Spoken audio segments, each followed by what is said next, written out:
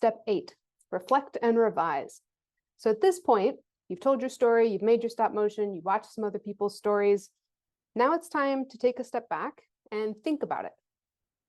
Did everybody get your story right away, or were people kind of confused? Do you feel like there's something you would change if you could go back and do it again?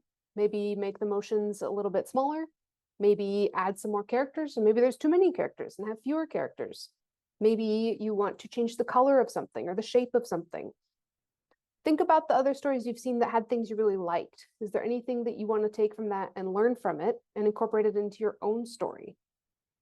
Go ahead and take notes on that. Write it down or record a voice memo or just sort of talk it out with somebody. What could you do to make your story better?